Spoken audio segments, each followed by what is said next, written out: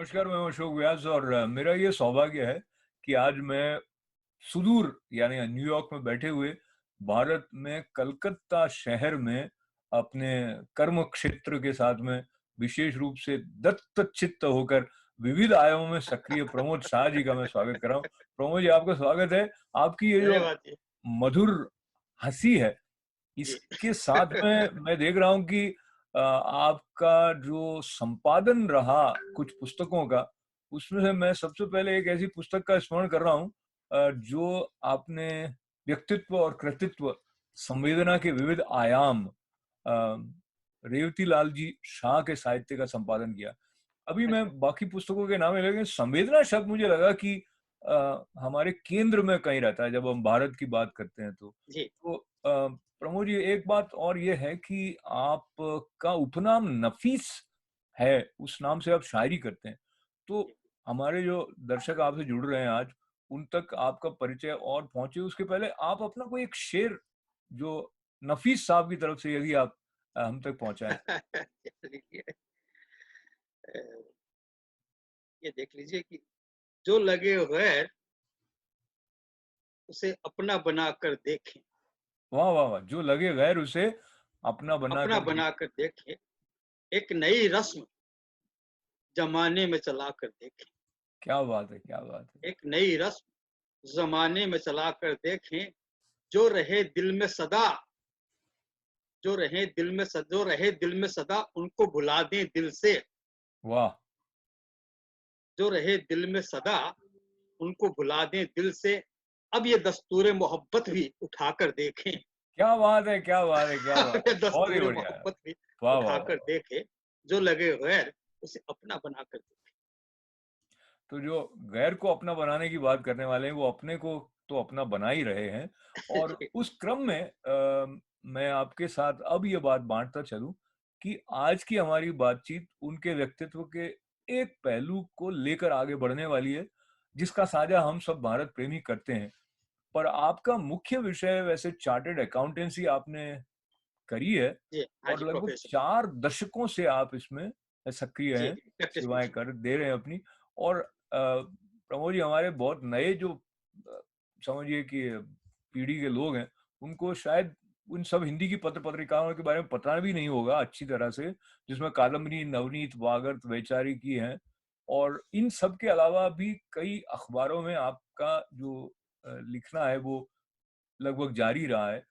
और आज की बातचीत की तरफ मैं सीधे-सीधे इसलिए आना चाहता हूँ ताकि हम भारत के इतिहास की तरफ आपके साथ बढ़ने का मौका पाएँ और जी। मुझे प्रमोद जी का परिचय विशेष रूप से इस 3 खंडों का जो पुस्तक का संकलन आपका है, thoughts on religious politics in India, इससे मैं प्रमोद जी से परिचित हुआ और सौभाग्य से डॉक्टर शशि जी के सौजन्य से मैं उनके लघु भ्राता तक पहुँचा हूँ। तो प्रमोद जी, ये बात विस्तार में हम जाएँ उससे पहले ये thoughts on religious politics in India जो है, जी, आपने इसकी क्यों आवश्यकता महसूस की कि ऐसा एक ग्रंथ हो? ये आपका प्रश्न बड़ा उचित है। दरअसल मैं कलकत्ते में आया था 13 साल की उम्र पार करने के बाद, झुंझुनू राजस्थान से। और झुंझुनू में मुसलमान भी काफ़ी पॉपुलेशन है वहाँ पे उनकी। वहाँ पे हिंदू मुसलमानों का इतना अच्छा भाईचारा है कि चाहे वो 1947 या 1992 आज तक कोई दंगा नहीं हुआ। वहाँ परिवारों में आना-जाना, मिलना-जुलना बड़ा अच्छा है।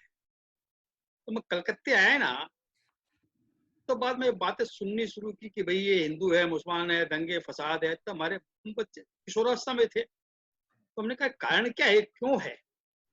तो लोगों से मैंने बातें की, तो मुझे संतोष नहीं हुआ। कोई हिंदू होके बोल रहा है, कोई मुसलमान होके बोल रहा है, कोई क्या होके। अरे! सही बात मुझे संतोष उत्तर कोई मिला नहीं ना। तो जो मैं एक युवावस्था में ये सीए इंटर कर रहा था, उस समय मेरे मन में कई प्रश्न आए। देश की राजनीति करवट ले रही थी, देश में इमरजेंसी लगी थी। तब मैंने पढ़ना शुरू किया, जानना शुरू किया।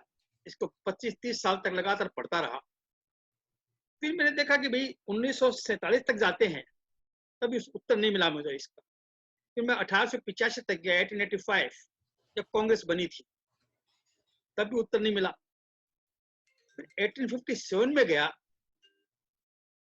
तब मुझे, क्योंकि इसी दौरान मैंने 30 साल में करीब 200 पुस्तकें पढ़ी, 100 मैगजीन पढ़ी इस विषय को लेकर के, और जो इस विषय के जानकार थे उनसे चर्चा भी की। कुछ लोग निष्पक्ष भाव से बात कर रहे थे, कुछ पक्षपात होकर बात कर रहे, पक्षपात मतलब एक पक्ष लेकर बायस होकर बात कर रहे थे, और हर तरह को संगत करके किताबें पढ़ के फिर मुझे लगा कि मुझे उत्तर मिल गया 1857 में, कि 1857 से मामला शुरू होता है खासकर। अच्छा, आपको उत्तर मिल गया है और मेरे पास जो प्रश्न है, उनके जी कुछ उत्तर आपके पास हैं और कुछ आपकी इस पुस्तक से भी मुझे मिले। जी पर एक प्रश्न जो अभी आपने बात कही, उसको लेके मैं आप तक पहुंचाना चाहता हूँ। आपने तुलना की कि झुंझुनू में किस तरह का सद्भाव माहौल था था। आपस में और जी कलकत्ता में आपने क्या देखा, और फिर वहां से लेके आप भारत को एक एक सूत्र पकड़ कर जानने के लिए इतिहास जी के और बढ़े, तो बिल्कुल। क्या आपने पाया जिसमें कि ये जो संदर्भ विशेष है, वो आपको लगा कि इसकी जो करंट जिसे कहते हैं, वो कहीं न कहीं उसका कोई सिरा ऐतिहासिक संदर्भ में देखा जाए तो इस घटना के साथ या इस कालखंड से जुड़ा हुआ है? जी। इसका देखिए, आप कोई इसका कालखंड से जुड़ा हुआ क्या कहना चाहते हैं, मैं समझा नहीं बात को। अच्छा, मैं थोड़ा-सा स्पष्ट करूँ कि आपने एक समस्या जिसको महसूस किया, उसको समझने के लिए इतिहास की तरफ देखना शुरू किया। जी तो जी। कहाँ पर आपको लगा कि इस समस्या की गाँठ कहीं बंधी है या कोई ऐसा संदर्भ है जो इस बात से जोड़ता है? तो ये है कि एक 1857 तक का जो पीरियड था, वो हिंदू मुसलमानों में एक तरह का अलगाव होते हुए भी जुड़ाव था। दो धर्मों की भावना थी, लेकिन आपसी जुड़ाव भी बहुत था। उसके बाद मैंने परिवर्तन देखा इसमें। अच्छा, वैसे तो क्या आप ज्ञानी अधिक हैं, मैं क्या बेसिक ऊपर की बातें जो मैंने सुनी है, तो आप मुझे क्षमा करते हुए मेरी ये बात सुने। जब आप कह रहे हैं कि 1857 के पहले सद्भाव जैसा था, तो क्या आपने ये सब सुने हैं ना, जजिया कर लगाए गए हाँ या हिंदुओं को जबरन धर्मांतरण के लिए प्रेरित करते हुए बहुत सारे दबाव रहे, जी। और उनकी जो राजाओं की बहू बेटियों के तरफ जो आक्रांत आए, उनका जो दृष्टिकोण, तो आप मतलब फिर भी आपको लगता है कि जो समाज था उसमें इस सब का असर नहीं हो रहा था? हाँ, आपका कहना सही है, आपका कहना सही है। शुरू में जब यहाँ पे इस्लाम वाले शासक लोग आए, तो बड़ा विद्रोह, बड़ा विरोध हुआ, बड़ी मन में एक दूरी हुई, एक दूसरे धर्म को समझने से बाहर आया धर्म था, तो बड़ी दूरियां थी, और अत्याचार भी हुए, मंदिर भी तोड़े गए, सारे काम हुए। जी, पर धीरे धीरे धीरे जो सदियां बीती ना, कुछ सदियां बीती, तो एक दूसरे को समझने की कोशिश की। राजा लोग अपनी मनमानी करते थे, ये भी सही है, और ये भी सही है कि पूरा हिंदू समाज एक बहुत बड़े कम्प्लेक्स से होकर गुजरा।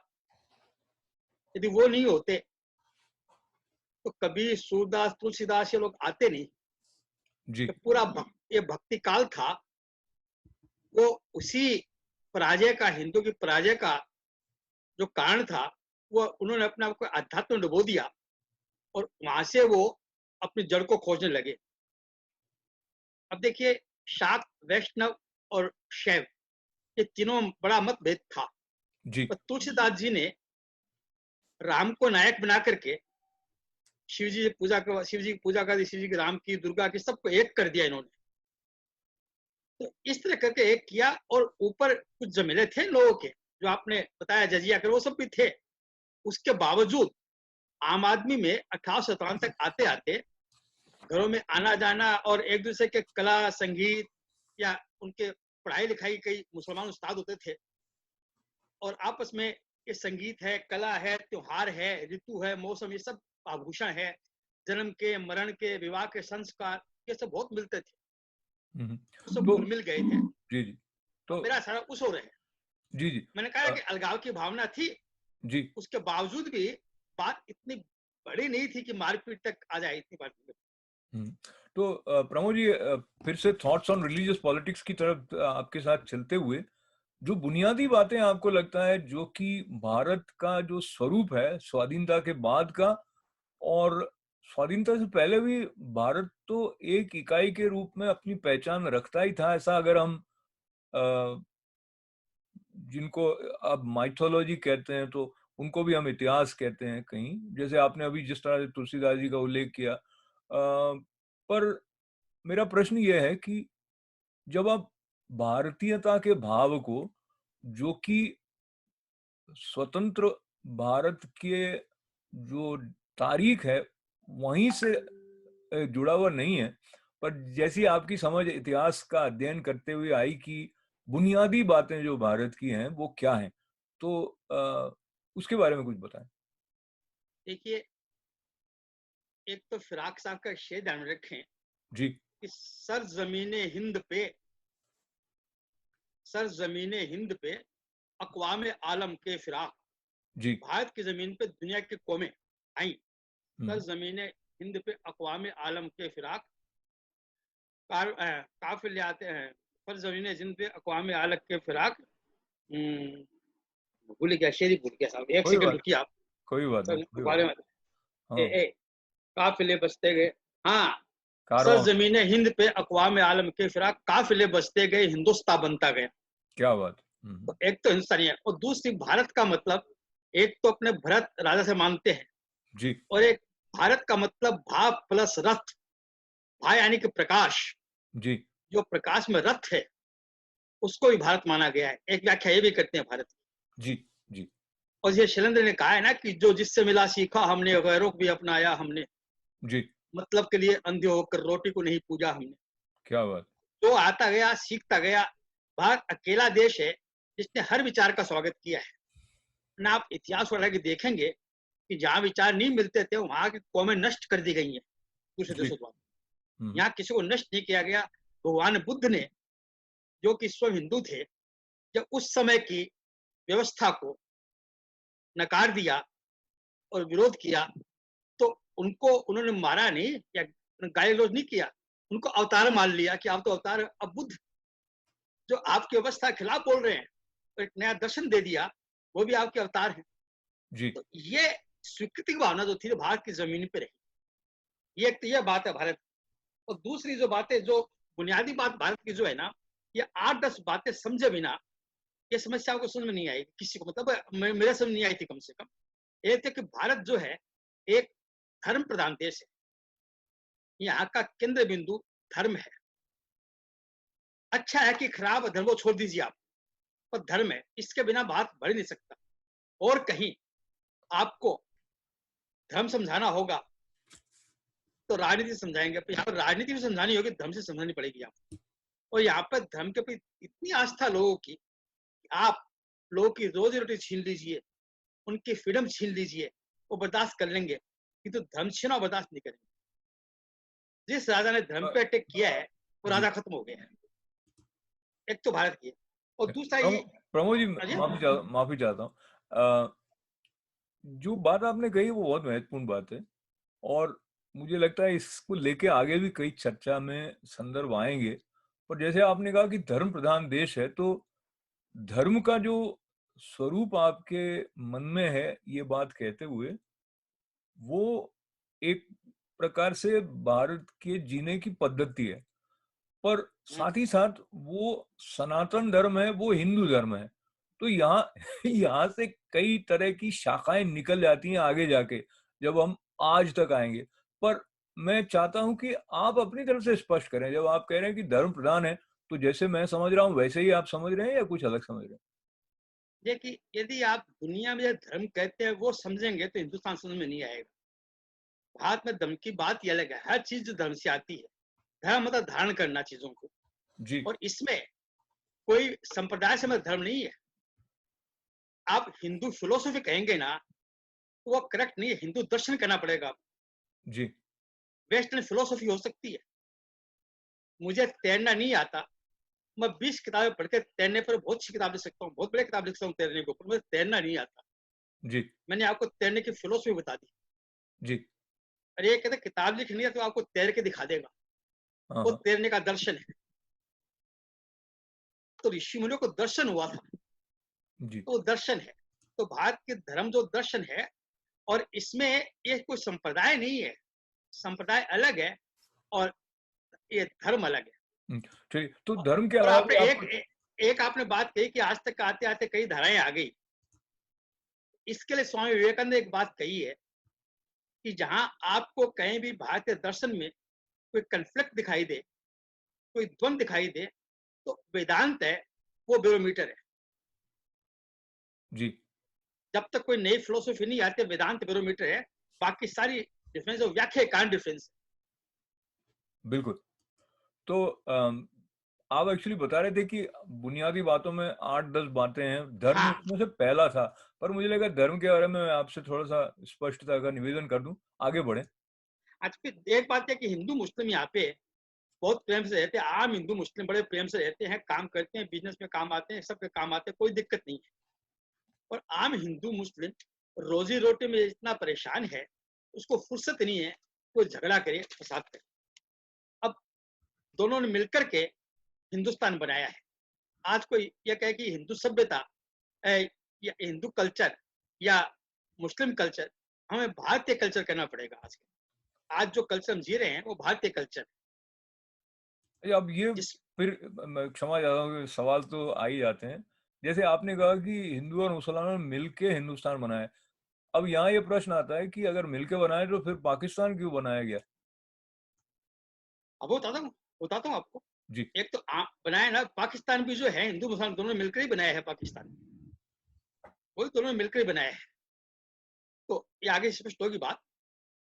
तो पर पर एक्चुअली प्रश्न इसलिए आता है कि अगर मुसलमान उस क्षेत्र में रहे जिसको पाकिस्तान कहते हैं, ऐसी एक सैद्धांतिक सहमति के साथ भारत का विभाजन हुआ है, तो फिर ये कहना कि हिंदुस्तान को हिंदू और मुस्लिम दोनों ने मिलकर बनाया है, उसको थोड़ा समझने की ज़रूरत है। इसलिए मैं सोच रहा हूँ डिवीजन कि आपने जैसे इसको समझा है, वो थोड़ा हम तक और पहुँचाएँ। डिवीजन जो हुआ है वो तो 1947 में हुआ है। जी। उसके पहले 600 साल थे। हाँ, हाँ। तो वो हिंदुस्तान बना कि नहीं बना साथ में मिलकर के? बिल्कुल, बिल्कुल सही है। इस बात ठीक को है ना? याद रखने की हाँ। आवश्यकता है। जी, देखिए बहुत बड़े, आप म्यूजिक देख लीजिए, पोएट्री देख लीजिए, और कारीगरी देख लीजिए, आर्किटेक्चर, बहुत सी बातें हैं जो उन्होंने दी हिंदुस्तान को। जी। हम उसको निकाल नहीं सकते ना। हुँ, अच्छा, दूसरा, तो एक बात ये ध्यान रखिए कि धर्म अलग है, धर्म के नाम पर राजनीति अलग है। जी। ये दो अलग करना बहुत जरूरी है। 95% हिंदू मुसलमानों को राजनीति से कोई मतलब नहीं है। 5% लोग हैं जो प्रोमिनेंट लोग हैं, वो सारा खेल खेलते हैं दोनों तरफ से। तो जब मैं हिंदू या मुसलमान शब्द इस्तेमाल करूं, तो आप ये समझ लीजिएगा कि जो राजनीति कर रहे हैं हिंदू मुस्लिम की, उस पे है। ये तो प्रमोद जी, ऐसा मुझे आप फिर से क्षमा करेंगे और जिस तरह के संदर्भ इन दिनों में अधिक हमारे सामने आ रहे हैं, खबरों से या जहाँ-जहाँ विवाद होते हैं उनसे या जिस तरह का संवाद के प्रयत्न होते हैं उससे, तो आपकी बात से जैसे आपने कहा कि धर्म और राजनीति बिल्कुल अलग हैं।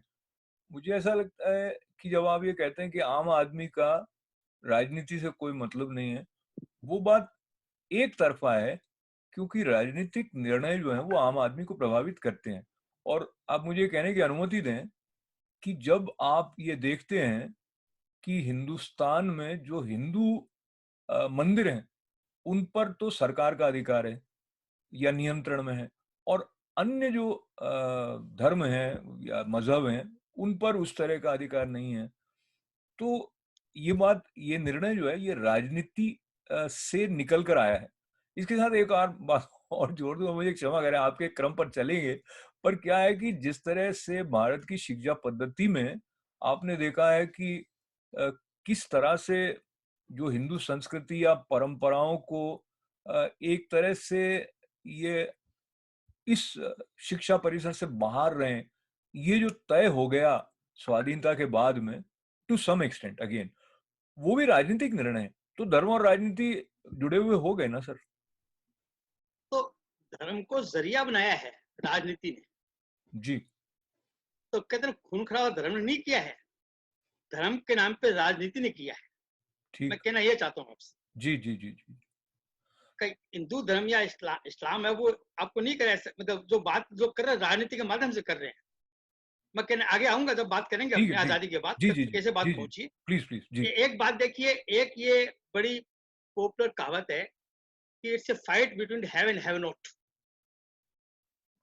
जी। सुना होगा आपने। हाँ, हाँ। दो बातें बड़ी चलती है, हैव एंड हैव नॉट और equality. Have and have not में फाइट संभव ही नहीं है।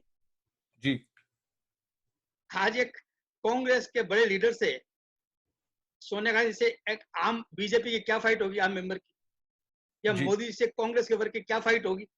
जी, फाइट हमेशा है हैव एंड हैव लेस की। जी, वो हैव वहां तक पहुंच सकता है, नहीं पहुंचता है, वो हैव लेस है, एक हैव दो की फाइट है। जी, एंड हैव नोट से उनको टूल बनाया जाता है, जी, जी, हैव नोट को टूल बनाया जाता है। जी, पहली बात। और दूसरी बात, इक्वलिटी, इक्वलिटी हो नहीं सकती। आदमी का दिमाग इक्वल कैसे हो सकता है? इक्वल अपॉर्चुनिटी हो सकती है, हुँ, चीजें इक्वल कैसे होती है, ठीक है ना। हुँ, तो धर्म के मैं कह रहा हूँ कि ये सारा खेला जो बातें आपने बताई मंदिर सब की, पहली बात तो बहुत कम मंदिर होंगे जो सरकार के, बाकी प्राइवेटली है या पंडित चलाते हैं मंदिर, सरकार का बहुत कम पे रखल है मंदिर। बता दूं आपको, हिंदुस्तान में देखिए, या तो। मैं माफ़ी चाहता हूँ, क्या है कि तथ्यात्मक बात है, तो जी। जैसे चढ़ावा मंदिरों में आता है, हाँ हाँ। उसका कुछ अंश जो है, मुझे पता नहीं ठीक-ठीक किस तरह विभाजन होता है, पर वो फंड किस तरह से प्रयोग में लाए जाएँगे, उसके निर्णय में एक गवर्नमेंट द्वारा जो अपॉइंटेड ट्रस्टियों के ऊपर भी एडमिनिस्ट्रेटर है, वो निर्णय लेता है। तो जो मुख्य मंदिर है, उन सबके साथ इस तरह का हालात है, ये तो आपका तथ्यात्मक है। जी। सरकार की दखल, आपका मतलब हाँ, हाँ, वो ठीक है, ये किस्सा आगे आएगा। ठीक है, ये सारा राजनीति का पार्ट है, शुद्ध रूप से राजनीति का पार्ट है ये। ठीक है। मैं वही कह रहा हूँ, धर्म अलग है, धर्म के नाम राजनीति अलग है। जब हम हाँ, जब धर्म की बात करेंगे तो राजनीति की बात आएगी।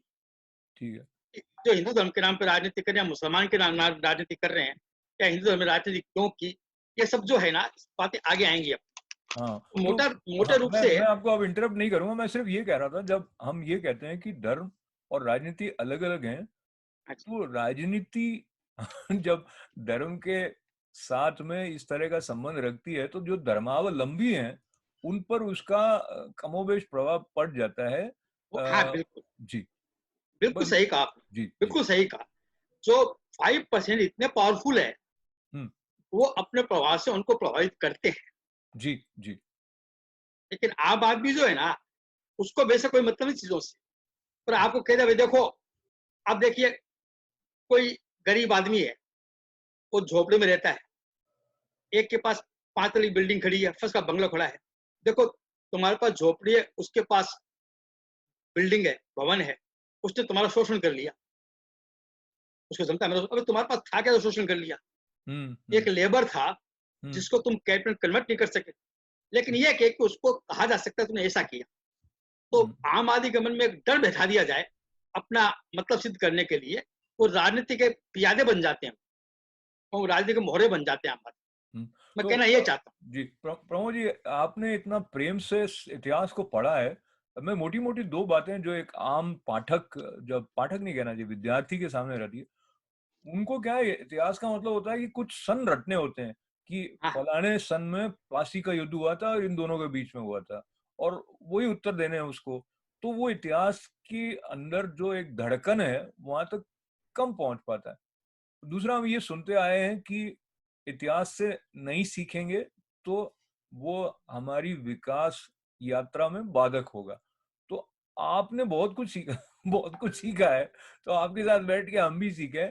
इसलिए मैं आपसे फिर निवेदन ये कर रहा हूँ कि मोटी-मोटी बात आपने क्या सीखी? आप बुनियादी बातों की जब चर्चा कर रहे थे, तो आपने धर्म हाँ के बारे में बताया और आपने धर्म और राजनीति के बारे में बताया। इस दिशा में और बताएँ।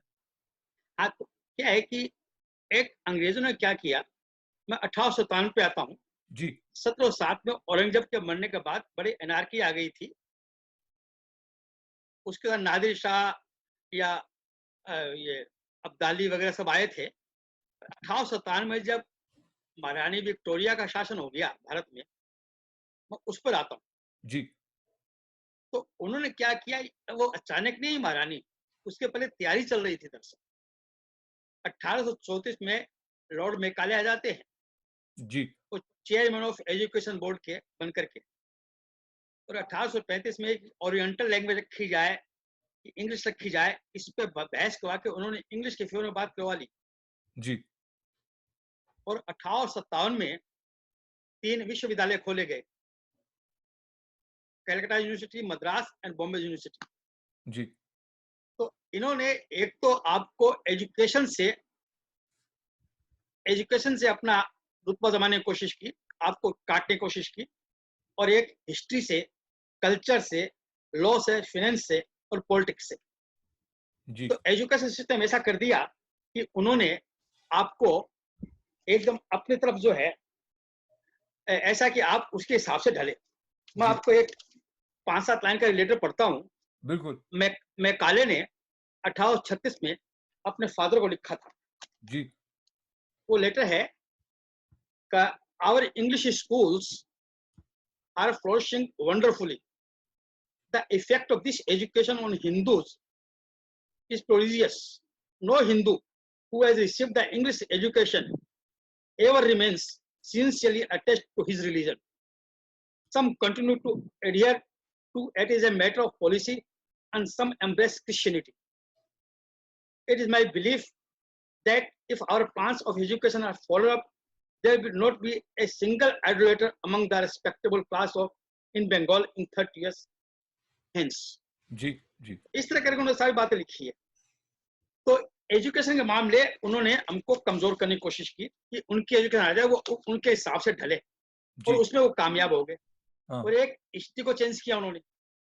1854 वो पहले 1839 में गए इंग्लैंड में कि किस तरह अपने यहाँ के इतिहास को बदलें, किसको खोजें। तो उन्होंने 1854 में देखा कि मैक्स मुलर गरीबी की हालत में है, तो उनको वेदांतिक रिसर्च इंस्टीट्यूट, उसका रिसर्च का, इसका ऑक्सफोर्ड विश्वविद्यालय में उनको बनाया गया हेड, और कहा कि भारत को इस तरह लिखो अपने हिसाब से जो हमको सूट करे। तो उन्होंने भारत के वेदों को और इतिहास को तोड़ मोड़ के 71-72 में पेश किया ना, उनका विरोध भी हुआ। उनका, मैं आपको अलग विषय है ये, किन जी। लोगों को भारत में कवर किया, कैसे किसको कितने रुपए दिए, क्या खरीदा, किन शब्दों का बदलाव किया, वो सारी बातें, इतिहास बदला उन्होंने।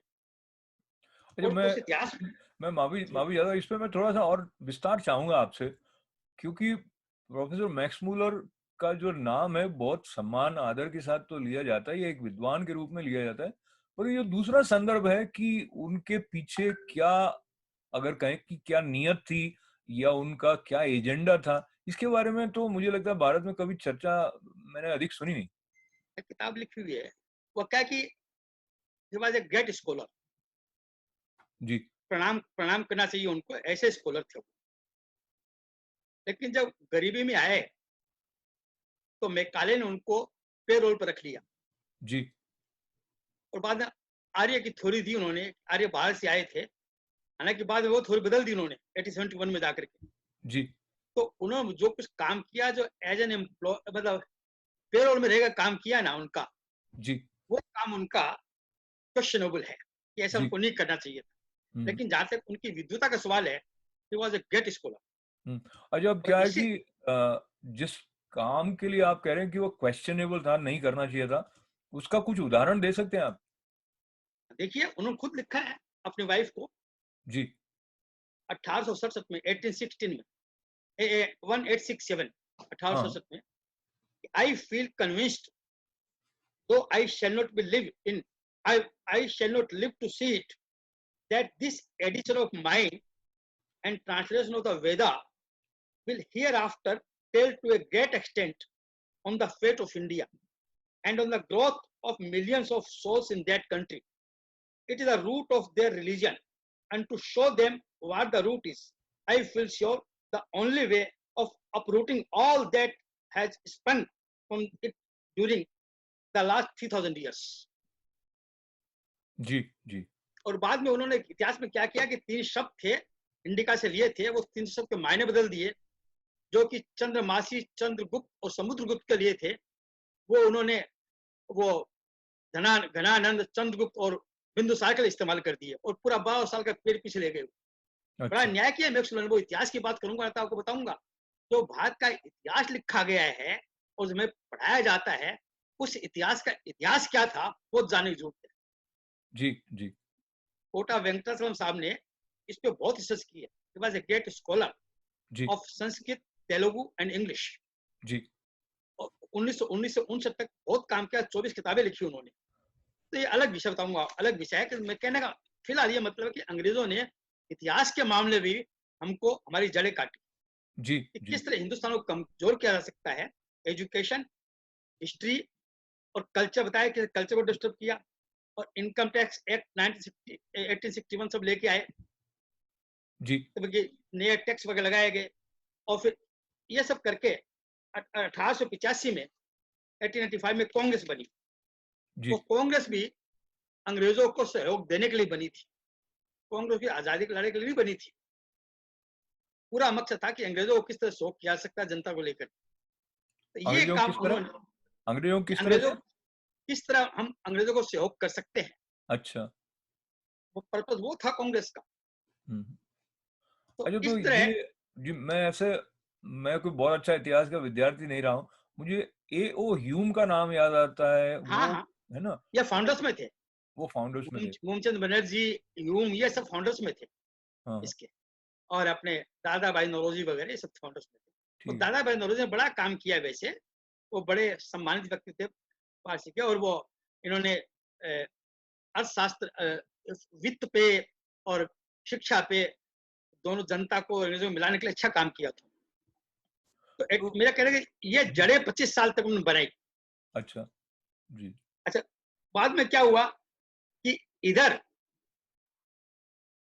ये तो ही अंग्रेजों की बात, वो क्या किए, उन्होंने क्या जी किया। जी इधर भारत में एक अलग आध्यात्म की लहर चल रही थी, जी सामाजिक आंदोलन की। देखिए खूबी देखिए भारत की, जब वो इस्लाम के अटैक से पराजित हुए, तब एक संत परंपरा, पूरा भक्ति काल आया।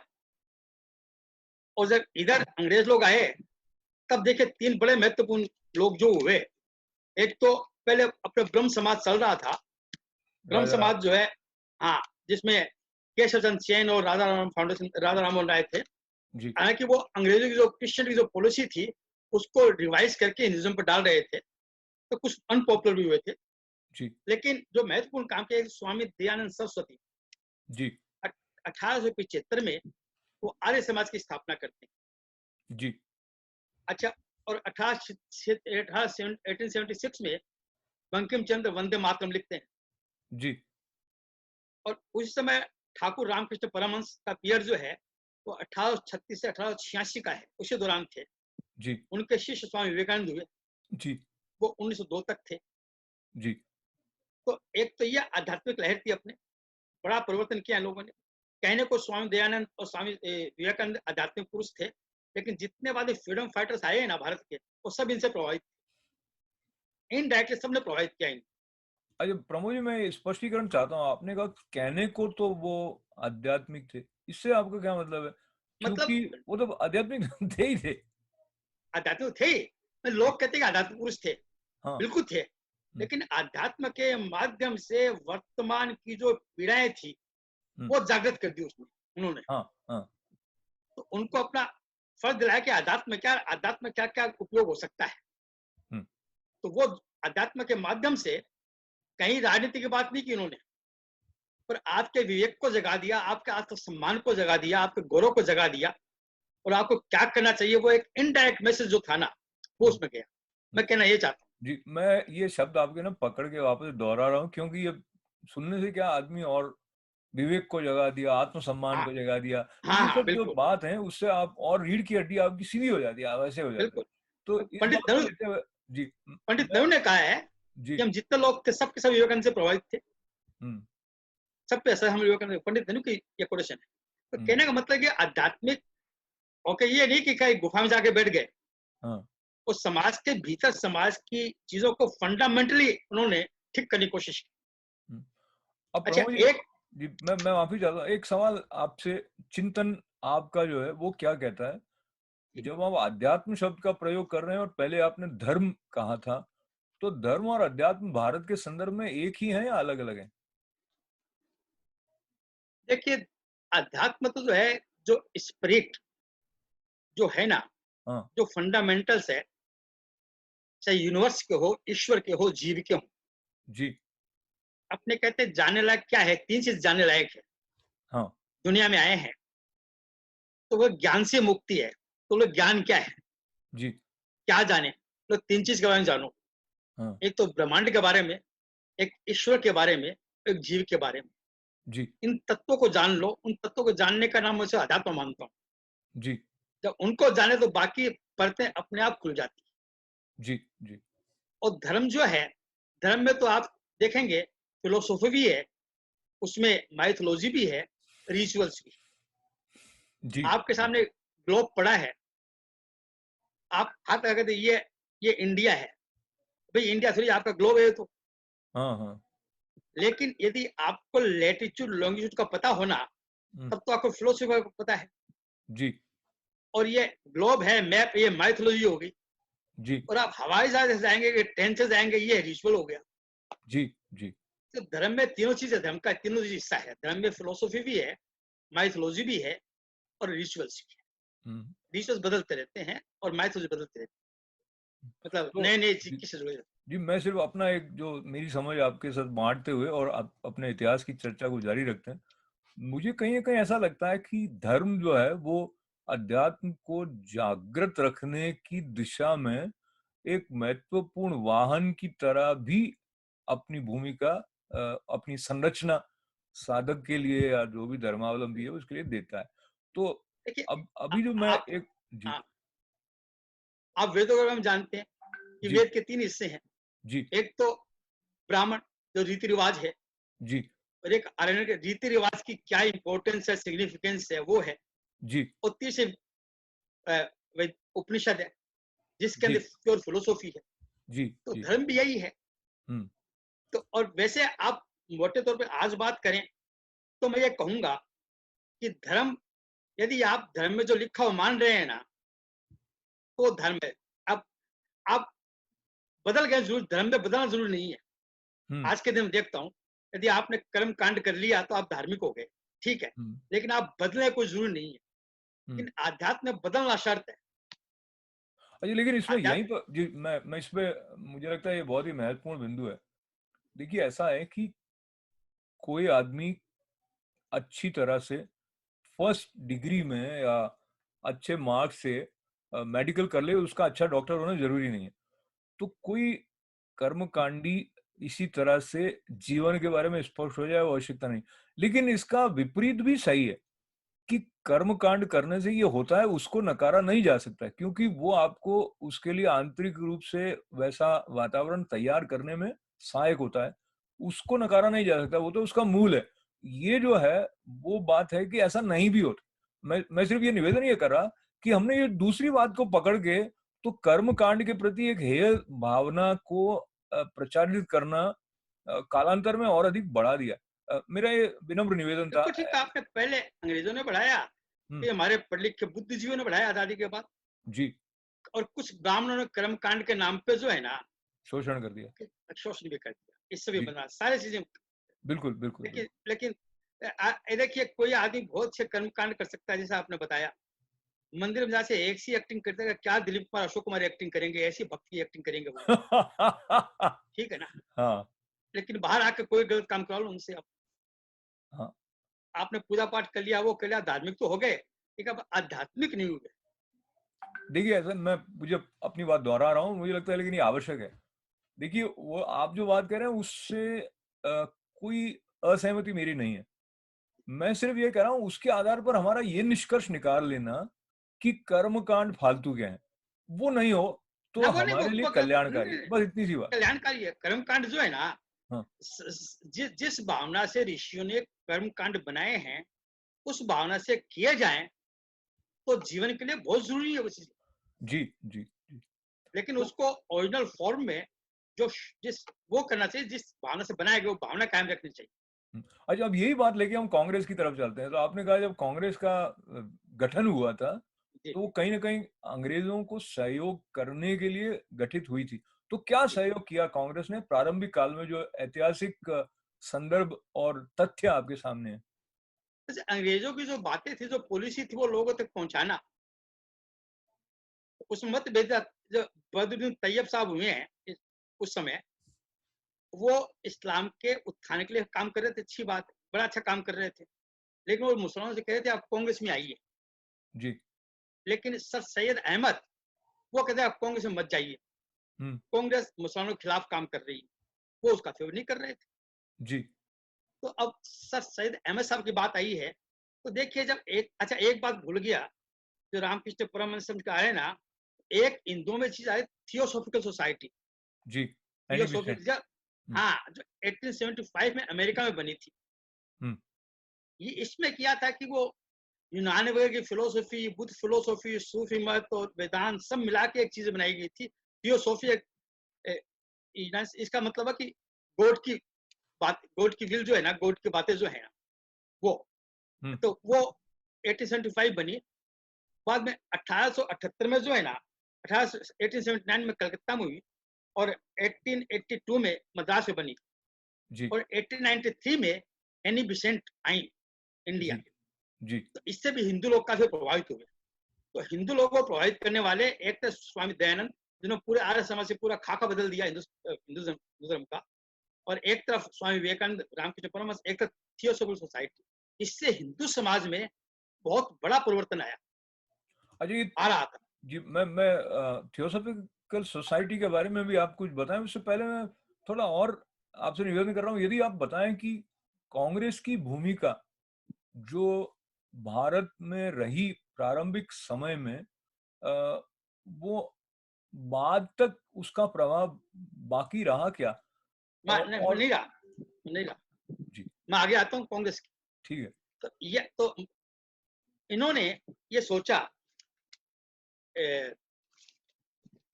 सर सैयद अहमद साहब ने, कि जो मुस्लिम जो है ना, वो लोग तो इतने आगे नहीं बढ़ पाए हैं और हिंदू आगे बढ़ रहे हैं। तो उन्होंने अपनी एक, कि अंग्रेज लोग यहाँ से जाएंगे नहीं, यहीं रहेंगे, तो उन्होंने एक अलीगढ़ एंग्लो मोमडन स्कूल बनाई। जी, और बाद में वही स्कूल जो है ना, बाद में वो कॉलेज बनती है जी, 1878 में, और 1916 में जाकर के वो अलीगढ़ मुस्लिम यूनिवर्सिटी बन जाती है। जी। तो वो चाहते थे कि मुसलमानों का भी सामाजिक उत्थान हो। तो ये तो अच्छी बात है। आप सैयद अच्छी साहब बात के थी। जी, सैयद साहब के बारे में कुछ और यदि बता सकें, हाँ, और उनका बता रहा हूँ मैं बैकग्राउंड, आपको। उनका मूल जो चिंतन था वो? तो एक तो क्या था कि वो पूरी तरह से अंग्रेजों को ये मानते थे, अंग्रेज जाएंगे नहीं, हमको अंग्रेजों का सहयोग करना चाहिए। जी, और दूसरा, वो मुसलमानों का उत्थान चाहते थे, जी, इनको बराबर हिस्सा मिले। बाद में उन्होंने एक, पहले तो ये कहा कि हिंदू मुस्लिम दो आंखें हैं।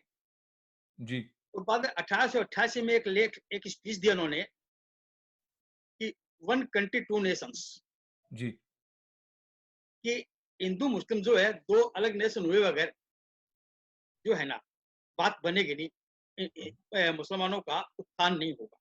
जी। 1888 में उनका स्पीच था।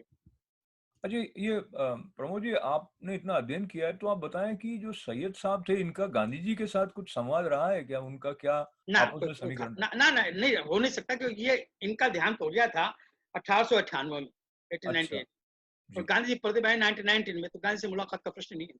ठीक, ठीक, ठीक। ठीक है ना।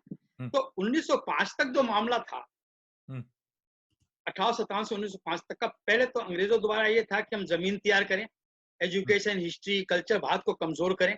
हुँ, कांग्रेस पार्टी बना ली, अपने हिसाब से बनवा दी। जी, और इधर सैयद साहब पूरा सपोर्ट कर रहे थे। हुँ, तो मामला इतना पॉलिटिकल नहीं था। जी, लेकिन हुआ क्या कि 1900 ईस्वी आते आते एक बड़ा परिवर्तन आ गया। जी, जितनी ये पर्सनैलिटीज़ थी ना, जिनके नाम मैंने गिनाए, हाँ, हाँ। वो सब के सब चले गए। हुँ, मैकाले 1859 में चले गए, हाँ। सर सैयद 1898 में, मैक्स मुलर 1900 ईस्वी में और बदरुद्दीन तैयब साहब 1906 में चले गए। दादा भाई नौरोजी 1906 में 80 साल के हो गए थे, इतनी वॉइस सही नहीं थी उनकी। जी, स्वामी दयानंद 1883 में चले गए, विवेकानंद 1902 में चले गए, केशव चंद्र सेन 1884 में चले गए, रामकृष्ण मिशन 1886 में चले गए। तो 1900 ईस्वी तक एक बड़ा मैदान खाली हो गया था। जी, जी, तो उसके बाद जो बदलाव आता है, वो आता है 1905। जी। 1905 से 1919 का पीरियड जो है, उसमें पॉलिटिक्स के बीच पड़ गए। हुँ। अच्छा प्रमोद जी 1 मिनट, ये 1905 से पहले वापस चलते हैं अगर, तो जी, जो आपने नाम गिनाए जो कि एक प्रकार से उस कालखंड के प्रतिनिधि पुरुष के हाँ रूप जी, में हम उनको मान सकते हैं। तो हाँ उस जी, समय जो आम भारतीय, अब मैं भारतीय कह रहा हूँ उसको, और जो भी इस भूभाग में रहने वाले थे, उनकी दशा कैसी थी? वो ब्रिटिश युग में अपने आप को कैसा महसूस करते थे? और अ, उनके अंदर भी क्या कुछ असंतोष के बीज ऐसे थे जो कि कालांतर में जब स्वाधीनता आंदोलन इत्यादि में हुए तब से शुरू हो गए थे क्या? इसके बारे में यदि आप कुछ बताएँ? देखिए 2 तरह के लोग थे, एक तो वो थे जो प्राय होते हैं 95% लोग, तो ठीक है जो चल रहा है, जो भी राजा हो, वो अपना गुज़ारा कर रहे हैं। हुँ, और कुछ लोगों के मन में था कि कुछ करें, लेकिन हुँ, कोई उनको ऐसे कोई घटना घटी हो बहुत बड़ी, ऐसी कोई मिलती नहीं है। तो हुँ, भीतर ही भीतर था जो विद्रोह था वो, अब बाहर नहीं आ रहा था। ऐसा कोई बाहर विद्रोह आया हो, ऐसा कोई घटना मिलती नहीं। हुँ। हुई होगी तो कोई प्रोमिनेंट जी, घटना जी। नहीं थी। और इससे जुड़ी हुई बात को लेते हुए आप अपना जो कालखंड हम 1905 से आगे की तरफ जा रहे हैं, तो जैसे हम सुनते रहते हैं भाई भारत तो सोने की चिड़िया था और ब्रिटिश जो है वो उन्होंने यहाँ की आर्थिक स्थिति को चोट पहुँचाई और आम आदमी को दयनीय स्थिति की तरफ धकेल दिया, या तो इसके बारे में जो आपका अध्ययन है उसको लेते हुए कुछ ऐसे लोगों का समूह रहा था क्या जो इस बात को पहचानता था और इसकी रोकथाम के लिए कुछ आवाज उठाना चाहता था? हाँ, देखिए ये सही बात है कि भारत से मेन पर्पस तो ब्रिटिश लोगों का था कि यहाँ से अपनी दौलत कमा के ले जाएं, तो वहां जी, भेजा करते थे। जी, हर स्टेप उनका, हर पॉलिसी उनकी ये था कि यहाँ से धन कैसे लेके जाएं, जी। और खूब ले भी गए हैं। हाँ, हाँ। और यहाँ तक कि किताबें जो है, या कलकत्ता की जो एशियाटिक सोसाइटी है, एशियाटिक सोसाइटी के 60 या 70 साल तक कोई भारतीय मेंबर नहीं था उसका। अच्छा। हाँ, वहां सारी किताबें ले गए वहां से, हुँ, बाद में आके भारत के मेंबर बने। हुँ। तो हमारी धन दौलत ले गए, किताबें ले गए, बहुत कुछ ले गए हैं। हाँ, हाँ। तो वो तो अंग्रेजों का मकसद वही था ना, अंग्रेजों का मकसद भारत का शोषण करना था। जी, जी। इसमें तो दो राय है ही नहीं कोई। हाँ, तो ये हमारी बात जारी रखते हुए मैं थोड़ा-सा थियोसॉफिकल सोसाइटी के बारे में आपकी क्या धारणा रही है? और जो एनी बेसेंट हैं, उनको भी हम बहुत सम्मान के साथ याद करते हैं, और जैसे आपने कहा कि हिंदू धर्म पर स्वामी दयानंद और इनका भी प्रभाव रहा, तो इनका प्रभाव रहा वो हिंदू धर्म के लिए सकारात्मक मानेंगे या नहीं, सकारात्मक नकारात्मक? था। जी, एक एक एक ही नमूना आप देख लीजिए जी, कि जिद्दू कृष्णमूर्ति जी को जी, एनी बेसेंट ने तैयार किया था। ठीक है। वो उनकी नजर में पड़े ना, तो वो उनको लगे, जब ये उनकी नजर थी एनी बेसेंट की, और जब भी उनकी बात आती है, तो हुँ, धर्म के मामले में एक बड़ा कैनवास उनका होता है जब पढ़ते हो, जी, तो कहीं भी उनकी संकीर्णता नजर नहीं आती। जी। तो इसे मॉडर्निज्म कहीं ना, एक मॉडिफाइड हिंदुइज्म वो था उसमें। अच्छा, अब क्या है कि आप अपने क्रम से जिस तरह हमें आगे ले जाना चाहें, पर मुझे लगता है ये बात भी प्रासंगिक है आपसे सुनना कि ब्रिटिश भारत पर राज्य करने लगे, जैसे आपने कहा कि वो अचानक नहीं हुआ, उसकी कुछ तैयारी पहले से रही होगी। तो जब वो भारत आए थे तो क्या इस तरह की कोई बात उनके मन में रही होगी, या उन्होंने यहाँ के देखा कि यहाँ के लोग इतने भोले हैं, या हम इस तरह से इस स्थान को अपने अधिग्रहण में कर सकते हैं? इसके बारे में क्या अध्ययन आपका कहता है? मैं देखिए आए तो व्यापार करने थे वो यहाँ पे भारत जी, में। जी, बाद में देखा कि जब वो आए ना, तो मुगल शासक बहुत कमजोर पड़ गए थे। जी, औरंगजेब भी जो है ना, उसकी इकोनॉमी बहुत कमजोर होने लगी थी। जी, तो उन्होंने उसका फायदा भी जो है ना उठाना शुरू किया। और औरंगजेब के मरने के बाद तो सब कुछ छिन्न भिन्न हो गया था। 150 जी। साल जो है हम्म। नवाबों का युग था। मैंने कहा अब्दाली का आए, नादिर शाह आए, मराठों सबका जो है ना एक भारत में बड़ी अराजकता थी। तो उसका फायदा उन्होंने उठाया और जी। वो बड़े डिप्लोमेट थे ही। जी। तो उन्होंने, और भारतीय सरल थे, बात के सच्चे थे। जी। ये ठीक है कमजोर थे, गरीब थे, लेकिन वो सच्चे थे बात के। जी। तो उसका फायदा उन्होंने उठाया और अपनी पूरी पॉलिसी के साथ, डिप्लोमेसी के साथ शासन किया उन्होंने। हम्म। तो पहले लॉर्ड लॉर्ड मेघालय का जिक्र आप कर चुके हैं। अब ये वाला जो पीरियड है, जब एक तरह से मुख्य जो किरदार थे समझिए, जिनके द्वारा वो युग परिभाषित होता है, वो हमारे बीच में नहीं रहे थे, और एक निर्वात सा 1905 के बाद से या ऐसे आने लगा था। तो कौन लोग मुख्य रूप से उस समय में उभरे, जो कि भारतीयता के स्वर के साथ जुड़े हुए थे? हाँ, तो देखिए असली मामला शुरू होता है 1920 से। जी। लेकिन 1905 से तो मैं कहने का मतलब है कि 48 ईयर्स तक, 1857 से 1905 तक अंग्रेजों ने एक जमीन तैयार की कि भारत का मानस, भारत की बुद्धि, हम उसको कैसे कमजोर करें, उनमें कैसे एक हीन भावना पैदा करें। जी। वो एजुकेशन से, कल्चर से, हिस्ट्री से उन्होंने करने की कोशिश की। और 1905 में क्या किया जी। उन्होंने, बंगाल का डिवीजन कर दिया। जी। हिंदू मुस्लिम के नाम पे बंगाल का डिवीजन कर दिया जी। 1905 में। जी। ये पहला स्टेप कम्युनिटी संप्रदाय को लेकर के उन्होंने किया। 1905 में? हाँ, तो इसका विरोध महर्षि अरविंद जैसे ने बहुत जोर से किया। जी। वो क्रांतिकारी रूप में उभरे, यहाँ तक कि बाद में उनको पौंडीचेरी जाना पड़ा, जी। क्योंकि वो इनके अंडर में नहीं थे, अंग्रेजों के अंडर में, तो वहां उनको अरेस्ट नहीं कर सकते थे। तो मैं प्रमोद जी, इसके बारे में थोड़ा और स्पष्ट होना चाहूंगा आपसे। जो ये विभाजन किया गया बंगाल का, हाँ, तो उसके पीछे ब्रिटिश अ, जो शासक थे, उनका साथ अपनी सलाह से देने वाले, या इस निर्णय का समर्थन करने वाले जो भारतीय हिंदू या मुस्लिम समुदाय के नेता रहे होंगे, उनके बारे में भी कुछ बताएं। उनके नाम तो मुझे पता नहीं है कौन कौन थे। जी। उसमें कई राय बहादुर थे, तो राय बहादुर रहे होंगे। हाँ, हाँ, ऐसे राय बहादुर थोड़ी हो गए, कुछ तो किया होगा उन्होंने राय बहादुरी का काम। हाँ। जी। ठीक जी। है ना। हम्म। तो अच्छा। मुख्य बात है। हाँ, हाँ, लेकिन उनका क्या लॉजिक था अंग्रेजों का ये? इसलिए क्योंकि मुसलमानों के साथ न्याय हो। हम्म। आगे जाकर के उनकी दिमाग में था कि हिंदू मुसलमान को अलग रखना अपने को। अच्छा। एक तो क्या कि मुसलमानों के जो जमींदार लोग थे, जो समर्थ लोग थे, उनके मन में यह था कि राज तो हम करते हैं। जी। उनका राज चला गया और एक नए शासक आ गए अंग्रेज, जी। तो दोनों पावरफुल हो गए। हम्म। तो वो अंग्रेजों का साथ दे रहे थे। मुस्लिम में दो तबके थे। एक तबका ऐसा था जो भारत की फ्रीडम फाइट में काम कर रहा था, जी। और जो समर्थ लोग, जमींदार लोग थे ना, वो अंग्रेजों का साथ दे रहे थे जी। कि इनके साथ इन्हें फायदा है अपना, हम्म। हमारा शासन चला गया, राज में इंटरफेरेंस तो रहेगा हमारा कम से कम। हम्म। यदि अंग्रेज जाते हैं तो राज हमको देके जाएंगे। जी। तो वो उनका साथ दे रहे थे। जी। तो इसका आपको, आपका जो प्रश्न था कुछ जवाब नेक्स्ट डे मिल जाएगा आपको। 1906 में जी। मुस्लिम लीग बनती है। हाँ।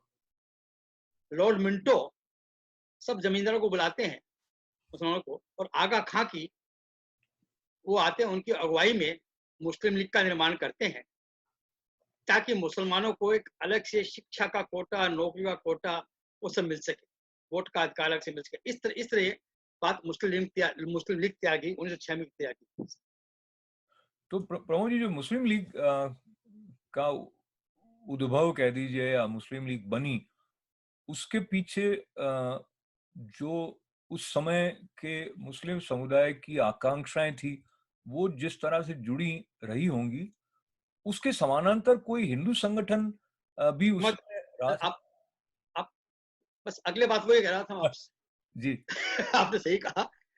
तो ये दरअसल जो जमींदारों का खेला था, मुस्लिम जमींदारों का। जी। तो इसके जवाब में 1909 में हिंदू महासभा बनी। हम्म। आप इसको वीर सावर की हिंदू सभा से कंफ्यूज मत कीजिएगा, वो बाद में जी। जाके बनी, हाँ हाँ। हिंदू महासभा बनी। इनके तो नेता इस कौन थे? उनके नेता, मेरे अभी नाम दिमाग में नहीं आ रहे थे, ठीक है। पंजाब में बनी थी। ठीक है। तो बाद में कोई इतना बड़ा नाम नहीं आता उनके लिए। ठीक है। और एक इसमें खास बात देखिए, 1904 में डॉक्टर इकबाल लिखते हैं, सारे जहां से अच्छा हिंदुस्तान हमारा, हम्म। तराना हिंदी। जी। फिर 1906 में वो इंग्लैंड जाते हैं, जी। 1909 3 साल रहते हैं, और वहां इकबाल एकदम बदल जाते हैं। अच्छा। क्यों लगते हैं मुस्लिम हम वतन है सारा, सारा जहां हमारा। तो अच्छा। तराना मिल्लत जो वो लिखा, तराना मिल्लत लिखा हुआ। अच्छा। तो वो एकदम अपने संप्रदाय की, मुसलमानों की भलाई के लिए काम करने लगे, और बल्कि धीरे बाद राजनीति भी आई। हम्म। तो ये जो प्रमोद परिवर्तन। जी, मैं इस बात को थोड़ा सा रेखांकित करने के लिए, क्योंकि मैंने भी बचपन से ये गाना कई बार स्कूल में गाया वाया होगा कि सारे जहां से अच्छा हिंदुस्तान हमारा, ये अभी भी गाते होंगे। और हम बुलबुले हैं इसकी ये गुलसिता हमारा, और हम इसको पूरी तरह से भारत प्रेम से भरा हुआ एक गीत मानते हैं, और है भी कहीं ना कहीं। लेकिन यदि इसको लिखने वाले इकबाल बाद में इतने बदल गए कि उन्होंने मुस्लिम प्रधान एक केंद्र रखते हुए भाव को गीत रचा, और वो भी, और उनका जीवन बदल गया, तो भारत में तो कोई कवियों की या शायरों की या भारत प्रेमियों की कमी नहीं थी। तो इतनी प्रमुखता जो सारे जहां से अच्छा हिंदुस्तान को दी गई, उसके स्थान पर और भी कोई गीत को दी जा सकती थी। तो जैसे मैं अभी आपके द्वारा ये बात सुन के देख रहा हूँ, शायद हमने इस तरह देखा नहीं पहले कि भारत में भारतीय भाव को बढ़ावा देने वाला जो है, उसको अधिक प्रोत्साहित करना चाहिए। देखिए, हिंदुस्तान हमारा, ये काफिया रदीफ जो है ना, जी। 1857 से चल रही थी। जी। हिंदुस्तान हमारा नाम की कई नज़में आई हैं। अच्छा। और उस समय जब लाहौर में कोई अधिवेशन था, जी। तो स्वामी रामतीर्थ ने कहा था कि डॉक्टर इकबाल से कुछ लिखो। हम्म। उस समय ने गीत लिखा था उन्होंने, जी। और बहुत अच्छे शायर थे ही वो। हाँ। इस काफिया रदीफ काफिया को उन्होंने बड़ा अच्छा निभाया। हम्म। और बाद में क्यों दे दिया गया इसका, तो देखिए कई कारण है। एक, हिंदू मुस्लिम में जब भारत सेक्युलर कंट्री बना ना, जी। तो तब दोनों की बात आने से ये बात, वो बात आई कि भाई आप वंदे मातरम दे देंगे, जनगण मन को, तो वो गीत में आगे मैं जब 47 के बाद ये बात करूंगा ना, उसमें बातें आएंगी कि जनगण मन को कैसे लिया गया, वंदे मातरम कैसे लिया गया, सारे जहां को। फिर ये कहा कि वंदे मातरम लेंगे तो सारे जहां से अच्छा इसको बराबर दर्जा दिया जाएगा। अच्छा। ये आगे कहानी है, हाँ, आजादी के बाद की कहानी है। चलिए, तो उस कहानी के लिए हम वेट कर लेंगे। हाँ पर हाँ। एक सवाल जो किसी कालखंड से जुड़ा हुआ नहीं, वो चिंतन के साथ संबंध रखता है, क्योंकि आप कवि भी हैं, आपका साहित्य में भी बहुत रुझान रहा है। तो जो अच्छी कविताएं लिखने वाला है या अच्छा लेख लिखने वाला है, उसका जीवन भी यदि वैसा हो तो अच्छी बात है, लेकिन नहीं भी हो ऐसा भी होता है। जैसे कि अ, किसी को सत्य की अनुभूति नहीं है, लेकिन सत्य के बारे में उन्होंने बहुत अच्छा बौद्धिक रूप से और काव्यात्मक ढंग से कह दिया हो। ये संभव है क्या? आप इसके बारे में अपने क्या हाँ, विचार रखते हैं? यानी साहित्यकार का जीवन और उसका लेखन दोनों में कुछ संबंध होना चाहिए? होना तो सही है, लेकिन कई बार होता नहीं है। जी। कई का ऐसा देखते हैं, कोई आदमी है, कोई शायर अच्छा शायर नहीं है, कमजोर शायर है, पर बड़ी अच्छी गजल कह जाता है कभी कभी। जी। और शायरी करना एक बौद्धिकता का काम है, और साथ साथ आपका मन कितना महान है, आपका मन कितना बड़ा है, उस पर डिपेंड करता है बाद में। जी। जी। और आपकी आदतें देखिए, संत कवि जो थे ना, जी। वो जैसा लिखते थे वैसा जीवन जीते थे। जी। और अच्छी शायरी कर देना एक शिल्प है। जी। आप मात्रा सीख गए, भय सीख गए, जो सीख गए, बाद में आपका अध्ययन है, आपने उठा दिया कर दिया, वो बौद्धिक तो ठीक है। लेकिन आप अच्छे भी आदमी हो, तो आपने सुना होगा कि कई बार कहते हैं साहब वो अच्छे शायर भी थे, वो अच्छे शायर ने, शायर ने अच्छे इंसान भी थे। जी। वो जी। इंसान से बढ़कर शायर थे, शायर से बढ़कर इंसान थे। हाँ। क्या मतलब हुआ? मतलब हाँ। अच्छा शायर अच्छा इंसान हो, कोई जरूरी नहीं है। ठीक हुआ, ठीक हुआ। तो ये स्पष्ट आपने कर दिया, और अब आपके साथ जो स्पष्ट होने का क्रम हमारा भारत के इतिहास को लेकर चल रहा है, उस तरफ फिर आगे बढ़ते हैं। तो ये वाला जो कालखंड जिसकी अभी आप चर्चा कर रहे थे, जिसमें हम थियोसॉफिकल सोसाइटी से होते हुए फिर मुस्लिम लीग और हिंदू महासभा के गठन के बारे में चर्चा कर रहे थे, तो इस समय भारत में एक प्रकार से ब्रिटिश साम्राज्य जो है वो अपनी जड़ें जमा चुका था, बंगाल का विभाजन हो चुका था। तो ऐसे में कौन सी ऐसी आवाजें थी जो आपको लगता है कि जब हम भारत की स्वतंत्रता के इतिहास तक आते हैं तो उस आवाज का कुछ असर या उसकी कोई प्रासंगिकता आप देखते हैं? देखिए उस समय तो वैसे गंगा तिलक थे, बाल गोपाल, वो सब नाम आता ही है, तिलक वगैरह थे, पॉल थे, यहाँ पे कई लोग थे। जी, जी, और असली मामला शुरू होता है इसके बाद। ये हिंदू महासभा बन गई जी, और 1914 से 1918 पहला महायुद्ध हो गया। जी, तो बातों का रुख बदल गया। जी, तो जो अंग्रेजों की, ठीक है, हम हिंदू मुस्लिम को डिवाइड करके राज करें, हम्म, जो कि बंगाल का डिवीजन करके मुस्लिम लीग बना करके उन्होंने उसको ठोस जामा पहनाना शुरू कर दिया था। तो दूसरे विश्व युद्ध के कारण गुजरा मामला ठंडा पड़ गया। जी, लेकिन इसी बीच 1916 में एक इंपॉर्टेंट बात हुई, लखनऊ पैक्ट हुआ है जी, इंडियन नेशनल कांग्रेस और मुस्लिम लीग के बीच। जी, यानी कि इंडियन नेशनल कांग्रेस ने मुस्लिम लीग को एक पार्टी मान लिया, जी, उसको मान्यता दे दी। तो उन्होंने पैक्ट, दो खास बात उसमें थी, और तो बातें थी। हम्म, एक तो यह कि जो सेंट्रल गवर्नमेंट बनेगी, हम्म, अपने बनाएंगे, उसमें मुसलमानों का 1/3 रिजर्वेशन होगा। जी, और एक इन लोगों का सेपरेट इलेक्टेड होगा। जी, जब तक दोनों ज्वाइंटली एक्सेप्ट नहीं कर ले कि हमारा सेपरेट, इनका सेपरेट इलेक्टेड होगा। जी, ये दो बातें थी उसकी, ठीक है। जी, तो लेकिन ये बातें काम करती, उसी बीच क्या हुआ कि सेकेंड वर्ल्ड वॉर में तुर्की बहुत कमजोर पड़ गया। जी, तो वहां के जो खलीफा थे उनको हटाने की बात आई। जी, तो वो न हटे, इसका दबाव अंग्रेजों पर डालना था। तो गांधी जी ने और शौकत अली और इनके साथ मिलकर के ये जी, प्लान बनाया कि हम इस पर दबाव डालें अंग्रेज सरकार पे कि वो खलीफा को न हटाए। जी, लेकिन वो वहां पे वो मामला, बात बनी नहीं। वो शौकत अली और मोहम्मद अली भाई साथ थे गांधी जी के, लेकिन वहां पे कमाल अत्तातुर्क आए और सारा मामला गड़बड़ा गया। और वो मूवमेंट था खिलाफत मूवमेंट जिसे कहते हैं। तो जी, एक देखिए, अपने कई बार वो अपने खिलाफत कर रहे हैं, जब जी, खिलाफ बोलते हैं ना, हाँ, वो हाँ, खिलाफत में मुखालफत है शब्द, अच्छा। उसकी मुखालफत कर रहे हैं। लोग मुखालफत खिलाफत का बोलते मतलब फेवर में या अपोजिशन में? ना ना, खिलाफत तो खलीफा से ताल्लुक रखता है। हाँ, हाँ, जो खलीफा वो खिलाफत, हम्म, और खलीफा मतलब खिलाफ विरोध, मुखालफत तो विरोध करना। लोग उसको खिलाफत बोल देते हैं कि उसकी हाँ, हाँ, खिलाफत कर रहा है, खिलाफत नहीं कर, मुखालफत कर रहा अच्छा, है। हम्म, खिलाफत खलीफा से ताल्लुक रखता है। ठीक है, ठीक। तो जो खिलाफत मूवमेंट था वो कोई विरोध का मूवमेंट नहीं था, खलीफा के फेवर का मूवमेंट था, इसलिए खिलाफत मूवमेंट। हाँ, पर अभी जिस लेकिन तरह से प्रयोग में आता है ये शब्द खिलाफ, तो वो विरोध के एकदम पर्याय के ना, रूप में। खिलाफ ने खिलाफ तो विरोध ही है, अच्छा, लेकिन खिलाफत ना, वो विरोध नहीं है। अच्छा, कि वो उसके खिलाफ हो तो ठीक है, हम्म, लेकिन वो उसकी खिलाफत कर रहा है, मतलब उसके विरोध में वो उसकी मुखालफत कर रहा होना चाहिए। हम्म।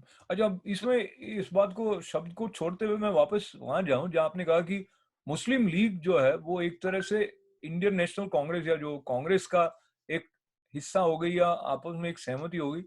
तो इस समय में जो आपने पहले उल्लेख किया था, हिंदू महासभा का गठन हुआ था, वो अभी तक थी क्या उस तरह से? हाँ, और वो कमजोर पड़ गई कांग्रेस, थी। अच्छा, लेकिन तो जी, माफी चाहता हूँ, मैं सवाल को पूरा कर दूं मेरी तरफ से। तो क्या कांग्रेस एक प्रकार से हिंदू जो समुदाय है उसका प्रतिनिधित्व करने जैसी छवि अपनी रखे हुए थी और फिर मुस्लिम लीग उसमें शामिल हो गई, या इसके बारे में यदि आप कुछ बताना ये चाहें? आगे बताऊंगा इसके बारे में, ठीक है, आगे ठीक। आएगा। हाँ, ठीक है। अभी बीज पढ़ रहे हैं। हाँ, अच्छा, तो वो 1921 में खिलाफत मूवमेंट, मैंने दोनों शब्द के लिए मुखालफत खिलाफत का फर्क बताया आपको। ठीक है। खिलाफत का मूवमेंट कोई विरोध का मूवमेंट नहीं था, वो जी खलीफा को बचाने का मूवमेंट था। जी तो कमाल अतातुर्क के आने से वहाँ के हालात बदल गए और वो मूवमेंट एकदम फेल्योर रहा। जी तो मोहम्मद अली गांधी जी वगैरह जो है ना, मोहम्मद अली गांधी जी के खिलाफ हो गए और वो जो लखनऊ पैक्ट था ना, वो एक तक खत्म हो गया जी उसके बाद। जी और बाद में मामला क्या हुआ कि 1921 में ये खत्म होने से कुछ मोपलाज वगैरह मालाबार हिल्स में मोपलाज से उन्होंने हिंदुओं को बहुत बुरी तरह मारा। अच्छा। और एनी बिसेंट लिखा है कि वहां जाके आई थी, कहा देखा नहीं जाता, जो हाल किया था वो वर्णन किया, देखा नहीं जाता है।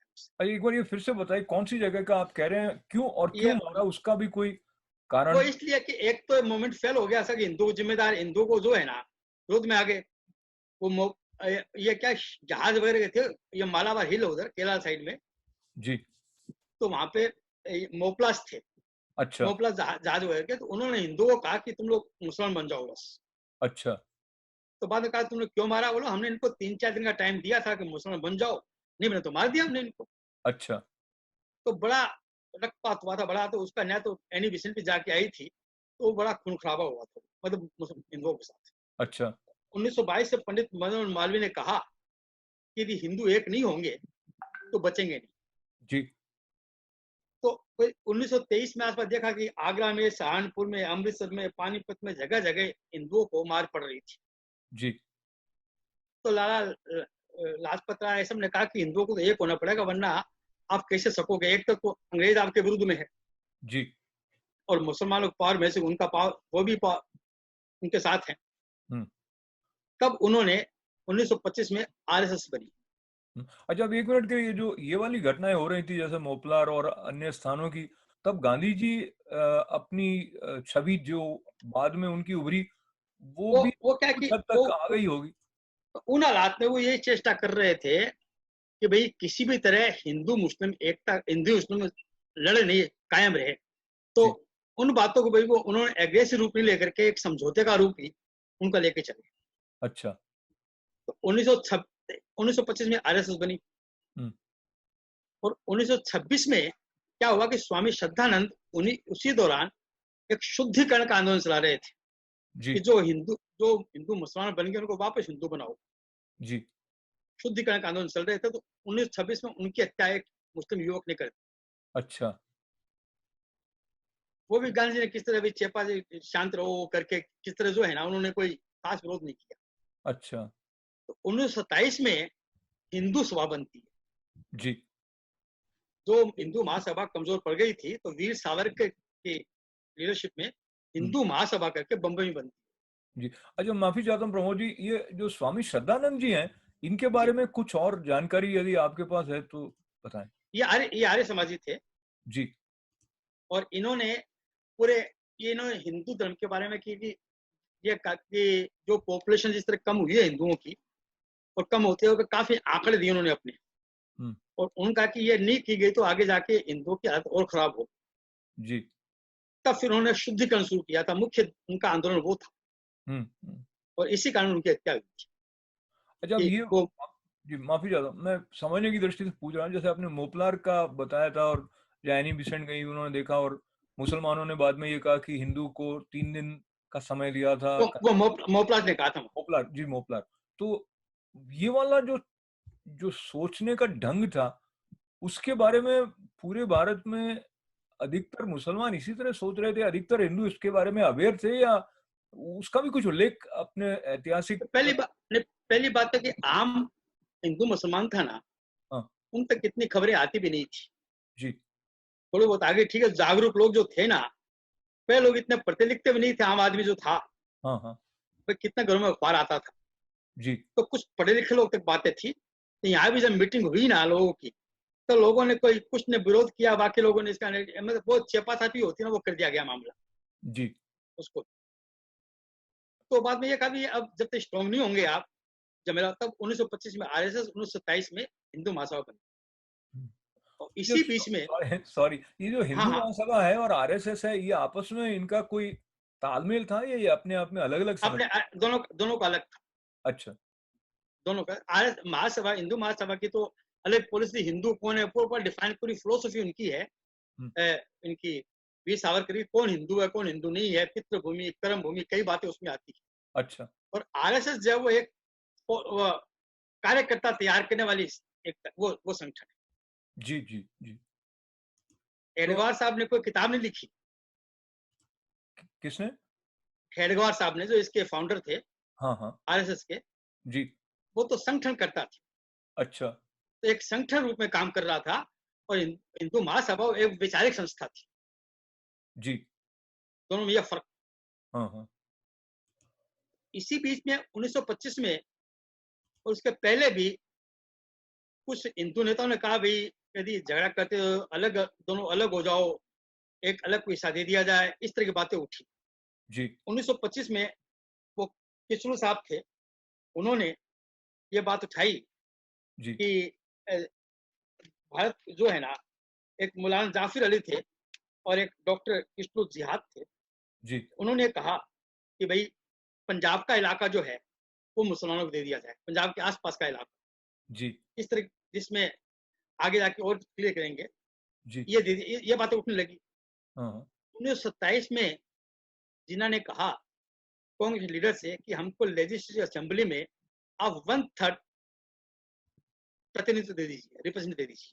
हुँ, तो कांग्रेस लीडर्स ने मना कर दिया, नहीं देंगे। हुँ, तब जिन्ना कभी हम लोग माइनॉरिटी में है, नहीं देंगे तो क्या, हम तो माइनॉरिटी में रहेंगे बाद में, हुँ। आप हमको अलग क्यों करना चाहते हैं, ये बातें आई। फिर हुँ। 1930 ईस्वी में जब डॉक्टर इकबाल मुस्लिम लीग के प्रेसिडेंट थे, उन्होंने स्पीच दिया था कि Muslim India within India, हुँ।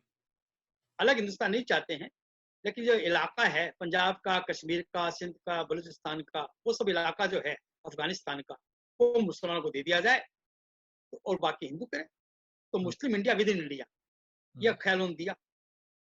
अच्छा प्रमोद जी और 1 मिनट यदि जी, आपको ऐसा कहीं संदर्भ मिलता है कि भारत की जनगणना करने का कार्य अंग्रेजों के समय में जो हुआ हो और उसके आंकड़े क्या बताते हैं, कितने प्रतिशत हिंदू, कितने प्रतिशत ये मुसलमान? पूरे आंकड़े हैं, मैं आज लेके नहीं आया, ठीक है, ठीक है। लेकिन पूरे आंकड़े उसमें जो है ना, स्वामी श्रद्धानंद की किताब में सारे आंकड़े दिए उन्होंने। अच्छा। वो आंकड़े दे के वो चर्चा कर रहे थे हाँ, हाँ। इसके बेस पे। अच्छा, तो फिर 1900 देखिए, नवंबर 1930 से लेकर के आपके 1932 तक जी। गोलमेज को राउंड टेबल कॉन्फ्रेंस जो है, वो 3 नहीं हुई थी सभा, तो एक ही हुई थी कॉन्फ्रेंस, पर 3 सेशन हुए थे उसके। अच्छा। ये कन्फ्यूजन, 3 सभा हुई थी, 3 हुई, गोल हाँ। तो उसमें अलग-अलग 3 सभा हुई थी। और हुँ। उसमें जो है ना, वो निर्णय लिए गए कि भई एक फेडरल गवर्नमेंट टाइप हो, सेंटर हो, राज्य हो, जो जो माइनॉरिटी है, सांप्रदायिक, उसको पावर मिले, उनको अलग से अधिकार मिले, इस तरह की बातें की गई। और ये सब बातें फॉर्म की गई, कानून बने, इस तरह की हुँ। बातें तैयार की गई सब। इसी बीच 1933 में क्या हुआ, जी। तब तक जिन्ना जो है वो इंग्लैंड वापस जा चुके थे, ये भारत की राजनीति छोड़ करके, बताऊंगा आपको। अच्छा। हुँ, हुँ। और 1933 में और रहमत अली चौधरी इंग्लैंड में थे, उन्होंने वहां के वॉर्डॉर्फ होटल में एक प्रस्ताव पास किया। जी। बड़ी इंटरेस्टिंग बात बता रहा हूँ मैं आपको। जी। पाकिस्तान, ये सब लोग समझते पाक यानी पवित्र, हाँ, हाँ। उसका मतलब नहीं है ये। अच्छा। उन्होंने डिफाइन किया है कि P for Punjab, A for Afghania, K for Kashmir, और आई उर्दू में साइलेंट होता है, और एस मीन सिंध, और तान मीन्स बलूचिस्तान। अच्छा, अच्छा। ये जो इलाका पूरा है वो मुसलमानों को दे दिया जाए, पाकिस्तान बने, अच्छा। ये प्रस्ताव पास किया उन्होंने। हुँ, हुँ। और बाद में जिन्ना साहब को फिर भेजा, अच्छा जिन्ना एक जी बार को। फिर से ये प्रस्ताव कहाँ पे पास किया गया और कौन-कौन लोग थे उसमें? अब मेन तो रहमत अली चौधरी थे, हाँ। वहां पे इंग्लैंड में वॉर्डर होटल, वहां पास किया गया था। अच्छा। अब कौन कौन मौजूद थे उसकी देखनी पड़ेगी, ठीक, ठीक, ठीक। लेकिन बाद में जिन्ना को भारत भेजा गया मुस्लिम लीग को फिर से रिवाइव करने के लिए, अच्छा। या फिर रिप्रेजेंट करे, वापस भारत आए। और 1935 में भारत शासन कानून बना, गवर्नमेंट ऑफ इंडिया एक्ट बना 35 में, जी। जिसमें जो आज का संविधान भी उसी को बेस लेकर बना है, एक फेडरल गवर्नमेंट हो, सेंटर हो, वो सब लेकर के। तो 1937 में उसका चुनाव हुआ, जी। उस चुनाव में कांग्रेस बहुत अच्छे मेंबर्स आए कांग्रेस के, हुँ। और मुस्लिम को 30-35 ज्यादा सीटें नहीं आई थी। तब जिन्ना ने कहा कि भाई कांग्रेस से, भाई हमको आप इसको एक गठबंधन गवर्नमेंट कर लो, आप गठबंधन सरकार कर लो। तब पंडित नेहरू ने साफ मना कर दिया कि वो नहीं होगा। ये कब की बात कर रहे हैं आप सरकार? 1937। तो 37 में तो मतलब ये चुनाव की बात कैसे आई? मैं समझने की कोशिश कर रहा वो हूँ एक क्योंकि एक इनको लेकर के असेंबली में अंग्रेज सरकार ने एक कानून बना के एक बनाया था, उन लोगों का गवर्नमेंट बनाई जाए, इन लोगों की गवर्नमेंट, अच्छा, जिसमें आप लोग रिप्रेजेंट करो हमको। अच्छा। मतलब वो रिप्रेजेंट करेंगे अंग्रेजों से हाँ, कि हाँ। आप लोग अपनी सरकार बना लो, हमको रिप्रेजेंट कर। वो कौन रिप्रेजेंट करेगा भारत अच्छा। को?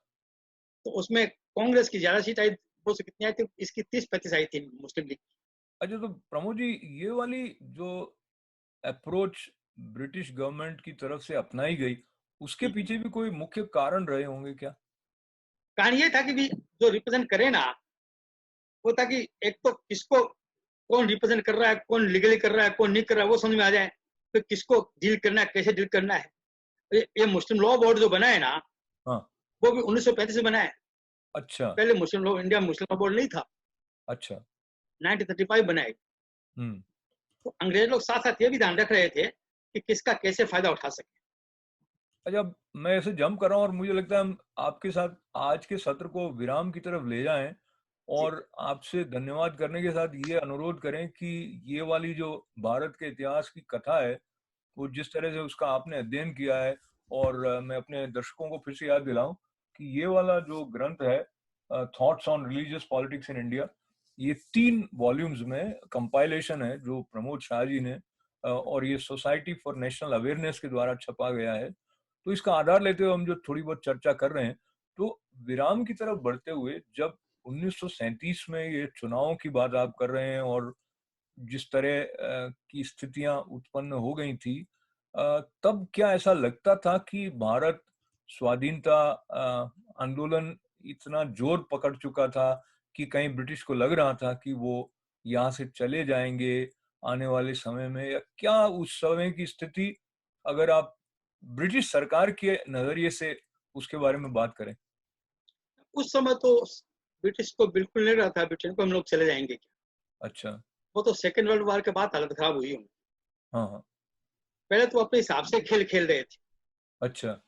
और 1937 में एक बात जब जिन्ना ने कहा कि गठबंधन ले लो, नेहरू जी ने मना कर दिया। हम्म। तो उस समय के कई लीडर्स कांग्रेस के हैं, के मुंशी वगैरह, सबका ये कमेंट था कि पंडित नेहरू यदि जिन्ना की बात मान लेते तो पाकिस्तान की बात बाद में जोर से नहीं उठती। ये बात, ये कोटेड है। अच्छा, नेहरू जी के द्वारा ये बात नहीं मानने के पीछे क्या कारण रहा? कोई कहते हैं कि साहब वो जमींदार लोग जो है ना, वो पावर मांग रहे थे एक तरह से।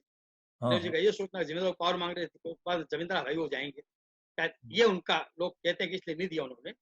पर और वो कहना कि दे देते, उसके बाद मान लेते। बस जिन्ना को लगा कि हम तो कभी पावर में आ ही नहीं सकते, हम तो माइनॉरिटी में, हम्म। तो अलग यदि पाकिस्तान नहीं मांगेंगे तो उपाय नहीं हमारे पास। जी, जी, जी। ये एक 1927 में जिन्होंने कहा था कि 1/3 हमको दे दीजिए लिस्ट, तब उनको नहीं दिया गया। हम्म। इस 37 में गठबंधन नहीं दिया गया। तो उनके मन में ये बात जोर पकड़ी कि हम तो कभी पार में आ ही नहीं सकते मुसलमान। हाँ, हाँ। ये बातें कुछ ख्याल करने की। जी। तो मुझे लगता है प्रमोद जी के साथ बैठकर भारत के इतिहास को जानने की तरफ हमारी जिज्ञासा थोड़ी बढ़ती है। तो आज की इस बातचीत के विराम तक जाते जाते आपने इस कंपाइलेशन में बहुत अध्ययन किया, तो कोई ऐसे इतिहासकार जो आपको लगा कि आपके हिसाब से, जो अलग अलग रेफरेंसेस देख के आपको लगा कि नहीं, ये जो बात कह रहे हैं वो औरों के मुकाबले में अधिक प्रामाणिक है, ऐसे कुछ इतिहास लेखकों के नाम आप बताएं?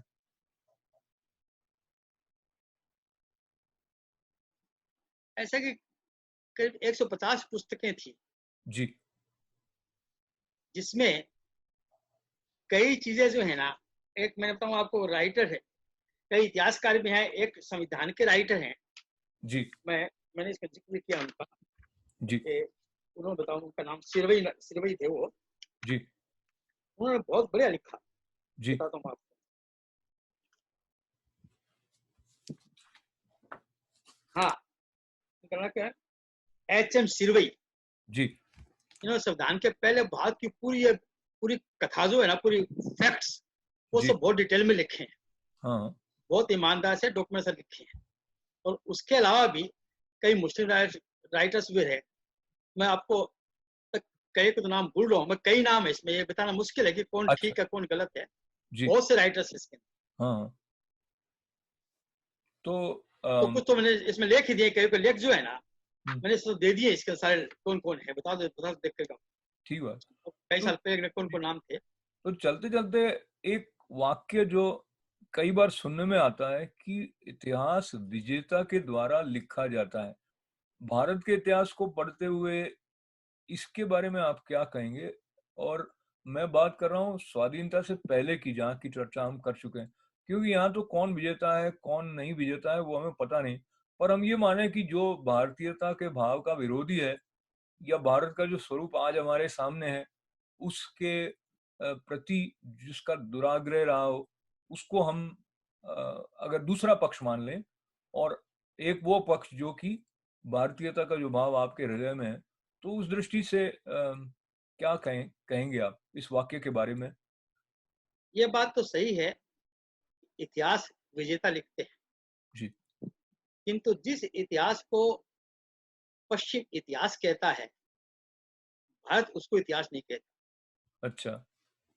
पश्चिम में डेट्स एंड नेम्स, जी। ये दो महत्वपूर्ण है। हम्म। अपने यहाँ कल्चर महत्वपूर्ण है, जी। अपने यहाँ इतिहास कल्चर्स का है। जी। उस दौरान किन किन ने भूमिका निभाई वो है।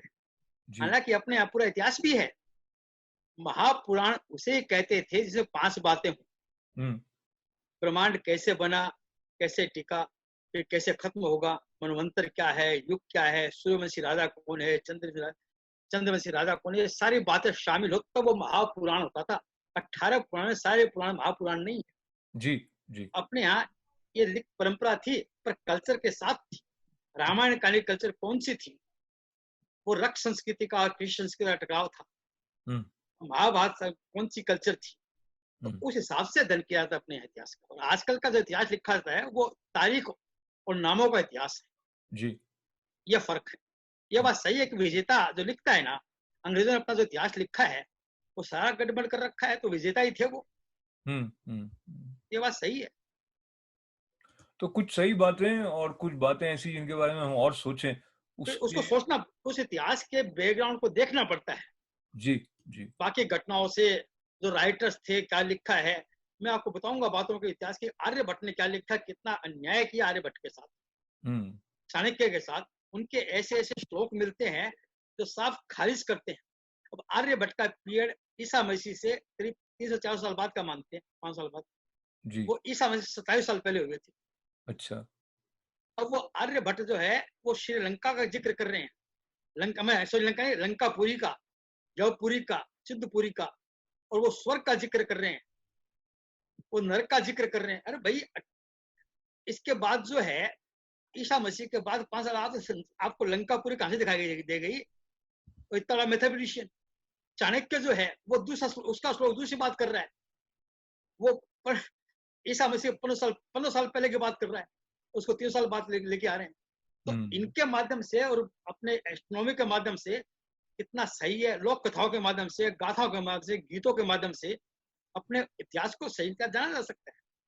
हम्म।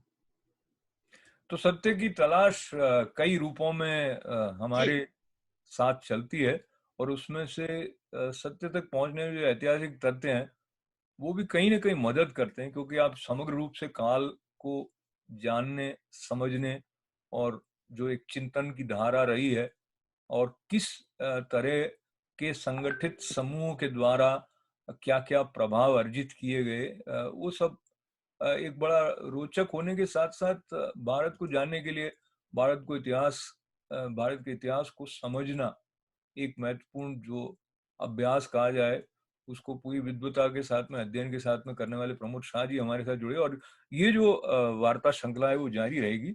प्रमोद जी, आपका मैं बहुत बहुत आभार व्यक्त करना चाहता हूँ।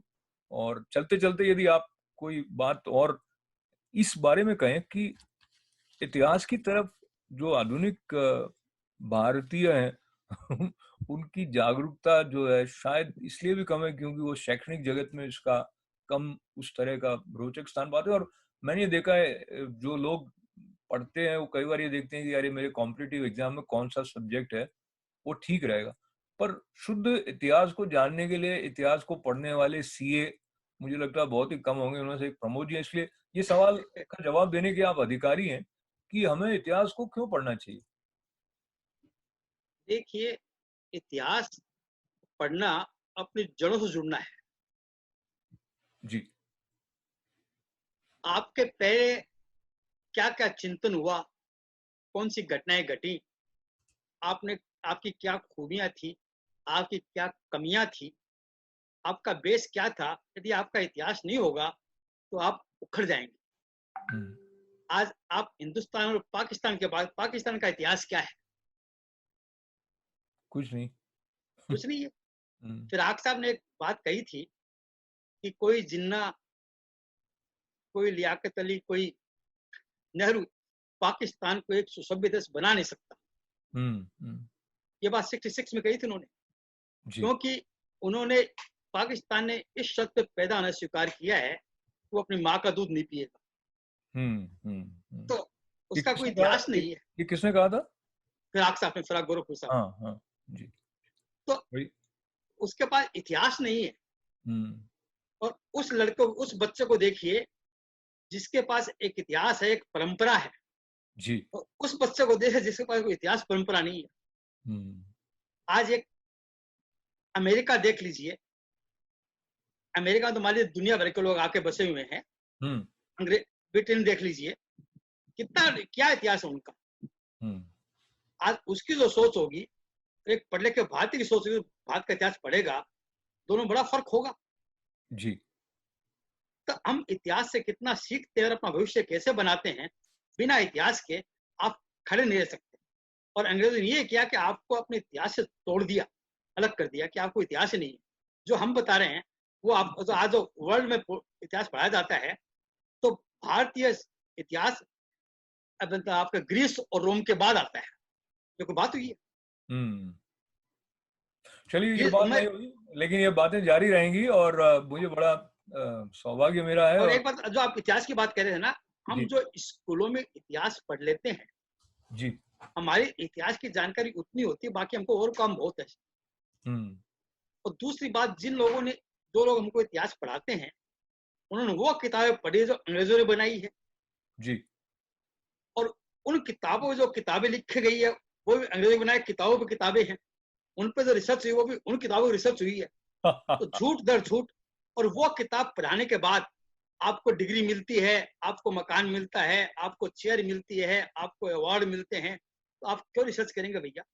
हम्म, तो ये मामला हुआ देखिए इतिहास का। तो किसी को परवाह नहीं है इतिहास की। हमारा काम निकल रहा है, मौज मस्ती कर, क्या मतलब इतिहास? और वो जानने के बाद इतने रहस्य खुलते हैं, आपकी कई बातें स्पष्ट हो जाती है और आपका गर्व, आपको लगता है हम बहुत कुछ सीख रहे हैं। अब मैं बात करता हूँ, शुरू मैंने कहा था ना, जितने बातें की वो धर्म के नाम पर राजनीति की बात थी, धर्म की बात नहीं थी। जी, जी। तो मैंने कहा धर्म अलग है, धर्म के नाम और राजनीति अलग है। तो सारे धर्म के नाम पर राजनीति हो रही थी। लोगों की जो आस्था है, एक हिंदू की, एक मुसलमान की, उस आस्था का शोषण करके उनको अपने अपना खेल खेल देते उनके साथ, चाहे वो अंग्रेज हो, चाहे वो लीडर्स। क्या बात। प्रमोद जी, मैं ये वाक्य आपका दोहराते हुए कि इतिहास की परवाह किससे है, जब प्रमोद जी ये कहते हैं तो उसमें कहीं एक पीड़ा, एक कराह जैसी कोई एक ध्वनि भी हम तक आती है। और उसके साथ साथ हमें कोई बहुत सौम्यता के साथ झकझोर रहा हो कि आप अपने आप को समग्रता से जानने के लिए इतिहास की अनदेखी करेंगे तो ये आपके लिए कल्याणकारी नहीं होगा। तो ऐसी बातें जब कोई स्वयं अनुभव जन्य मनीषी प्रमोद शाह जी जैसा हमें बताता है तो एक बहुत एक आनंद की। एक और शेर जी। समझिए इतिहास पे, अफसाने माजी को न मुहमिल समझो। वाह। इतिहास के जो किस्से हैं उनको बेकार न समझो। अफसाने माजी को न मुहमिल समझो, कौमें जाग उठती है अक्सर इन्हीं अफसानों से। क्या बात है भाई, क्या कौमें बात। जाग उठती है अक्सर इन्हीं अफसानों से। वाह वाह। इतिहास की इम्पोर्टेंस कि आप हम्म। तो इसलिए इतिहास का बड़ा महत्व है। तो कौमें बहुत बहुत जाग उठती शुक्रिया। हैं इन अफसानों से, ये बात। कौमें जाग उठती है अक्सर इन्हीं अफसानों से। वाह वाह वाह, कौमें जाग उठती हैं अक्सर इन्हीं अफसानों से। किस्सा है माजी को न मुमिल समझो उनको, हम्म। ऐसा वैसा मत समझो। किस्सा कौमें माजी, जाग उठती है अक्सर उन्हीं अफसानों से। क्या ना समझो किस्सा माजी को। मुहमिल मुहमिल, मोहमिल मतलब हम मतलब व्यर्थ। व्यर्थ न समझो। ठीक है। ये भूतकाल के किस्से हैं, उनको हम्म। व्यर्थ न समझो। हम्म। कौमें जाग उठती हैं अक्सर इन्हीं अफसानों क्या बात। से। तो तो आपकी अपनी समृद्धि आपके प्रति इतिहास खोलने में जो मदद कर सकता है, उस मदद को लेने की प्रेरणा, और काफी हद तक वो मदद करने वाले प्रमोद शाह हमारे साथ जुड़े कलकत्ता से। और फिर एक बार, आप कवि भी हैं, आप एस्ट्रोलॉजर भी हैं, तो आप साहित्यकार भी हैं, तो आप इतिहासकार भी हैं, आप क्या नहीं है, ये सवाल अगली बार मैं इनसे पूछूंगा। और फिलहाल मैं उनका धन्यवाद। और आपने यहाँ तक की यात्रा में जानने की ये जो एक जुगलबंदी रही है, एक प्रश्नकर्ता उपनिषद है ये ऐतिहासिक, उसमें आप शरीक हुए, आप शामिल हुए, उसके लिए आपका आप, धन्यवाद के साथ आपका बहुत बहुत शुक्रिया। आपने मेरे भीतर की बातों को निकाल, प्रश्न करके जैसे निकाला आपने, व्यक्त किया है, मुझे मैंने आज से पहले जो पढ़ा था उसका लगता है कि सदुपयोग हो रहा है, कुछ सार्थक हो रहा है। आपका क्या बड़ा बात। बहुत बहुत धन्यवाद। तो ये हमारा सौभाग्य है कि हम भारत भूमि के साथ जुड़े हुए हैं। और यदि नहीं भी जुड़े हैं तो ये हमारा सौभाग्य है कि भारत जैसा एक राष्ट्र है जहाँ पर एक ऐसी अनवरत ज्ञान की परंपरा जागृत है, जो पूरे विश्व को शांति का संदेश देती भी रही है, और एक समन्वय के भाव से एक दूसरे को अपनाने की सीख भी देती रही है। ऐसे राष्ट्र के इतिहास के साथ जुड़ने का और आने वाले सत्रों में हम प्रमोद शाह जी के साथ भी अवसर पाएंगे। भारत की आज के युग में भारत की जिम्मेदारी बहुत बढ़ गई है अशोक जी। जी। भारत का दुनिया का भविष्य भारत को संभालना पड़ेगा। भारत की जिम्मेदारी बहुत बढ़ गई है। मतलब महर्षि अरविंद ने कहा था, माँ जो है उनका कि 1960 में महर्षि अरविंद का मैसेज मिला उनको, जी। वो, वो अंतरात्मा मैसेज मिला कि पूरी दुनिया के सारे देश व्यभिचार में डूब गए हैं, कोई एक देश भी पूरे साहस के साथ सत्य के लिए खड़ा हो जाएगा तो ये धरती बच जाएगी। और वो देश सिवाय भारत को और कौन हो तो इस सकता है। दायित्व भारत के साथ में एक गरिमा और गौरव का भी जो भाव है, उसके साथ साथ एक उसको मैं स्वाभिमान कहूँ या गौरव ही कहना चाहिए भारत माँ के प्रति, उसके साथ हम सब जुड़े। प्रमोद सब बड़े शाह जी बड़ा का। बड़ा बड़ी तपस्या की, यहाँ पर ऋषि ने बड़ी तपस्या की। ये धरती जो है ना, 1 लाख जन्म भी लेने पड़े ना तो यही हो, बड़ी तपस्या की धरती। और क्या बात, कई बार तो रोना आता है कि कैसे कैसे लोग हैं, हम कुछ सीख नहीं पाए उनसे। क्या बात। तो हम आज की बातचीत को विराम देते हैं, पर जी ऐसा लगता है कि ये जो श्रद्धा का बहाव है भारत माता के प्रति, भारत भूमि के प्रति, वो कहीं ना कहीं हमें एक ऐसे आनंद के स्रोत से जोड़ता है जो कभी खत्म होने वाला नहीं है। तो ये बातचीत भी खत्म हुई नहीं है, ये जारी रहेगी। प्रमोद शाह जी का आभार है, और आपका बहुत बहुत धन्यवाद है। धन्यवाद।